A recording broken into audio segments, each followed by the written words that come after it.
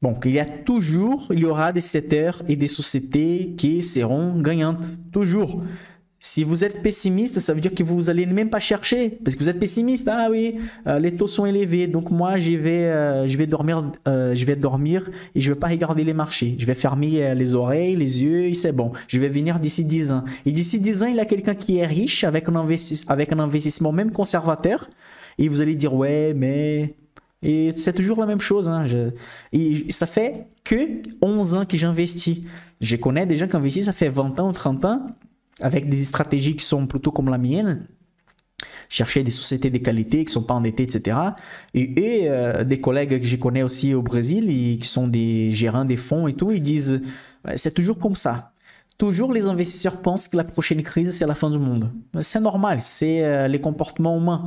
Et c'est pour ça que j'adore aussi les prix Nobel les prix Nobel de Richard Thaler, qui dit comment c'est possible des marchés être rationnels si les gens ne sont pas rationnels. Donc, les marchés, il est rationnel sur les longs termes, mais sur les courts termes, il n'est pas rationnel. C'est pas justifié. On ne peut pas justifier une société qui ferme ses bureaux en Russie et donc elle va perdre 20% de chiffre d'affaires. C'est pas justifié qu'elle tombe 60% dans la bourse. Ça, c'est pas logique, ça, c'est pas rationnel. Quelqu'un qui dit que ça, c'est rationnel, bah, désolé, je suis pas d'accord.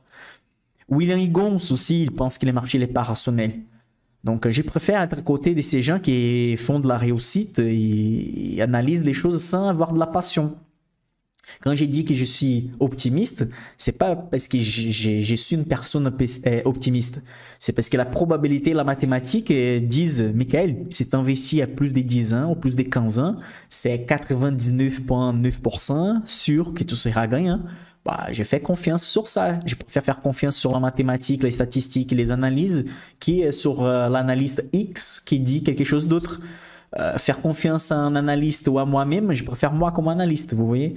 Donc, c'est plutôt ça que vous devez garder en tête. Est-ce que votre stratégie respecte des critères qui vont survivre sur le long terme? Donc, voilà un exemple. Two Brothers qui fait des maisons pour les plus à l'aise financièrement. Il s'en fout si les taux augmentent aux États-Unis, en Europe. C'est une société qui bat des records, il fait des ventes records. Société avec un prix raisonnable, surtout avec la baisse de cette ère. Peut-être, il faut juste chercher un peu plus. Avec les taux d'intérêt qui augmentent, il y a des sociétés IMO qui gagnent de l'argent. Société chiante qui vend du verre.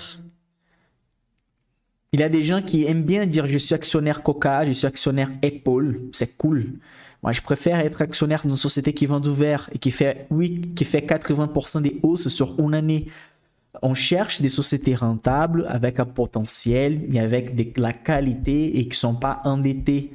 On n'achète pas parce qu'on trouve que les noms de la société c'est cool. On n'achète pas au feeling. On achète avec une stratégie. Et avec cette stratégie, il y aura aussi des sociétés qui sont perdantes. Mais l'objectif, c'était augmenter la probabilité d'avoir des sociétés gagnantes dans les portefeuilles. On a vendu Meta avec un prix qu'on achetait que c'était pas bon. On a vendu Garmin que c'était un prix que c'était pas bon. Par exemple, ok? Mais on a beaucoup plus de cas de réussite dans les portefeuilles, justement parce que je respecte une stratégie et je m'en fous si les taux augmentent, si les taux diminuent. Évidemment que ça touche la société. Je vais analyser combien de chiffre d'affaires ça peut toucher, est-ce que ça peut toucher les ventes, etc. Et bien sûr qu'on ne va pas négliger, mais on ne va pas changer les portefeuilles, on ne va pas changer les stratégies parce qu'il y a quelque chose qui arrive dans les marchés, parce que toujours il y aura des nouvelles informations. Katana, bon, Katana, c'est un cas à part, hein. Même avec les prix élevés, ceux qui sont rentrés très tard gagnent de l'argent encore. Société remarquable du marché français et une des plus belles réussites boursières françaises.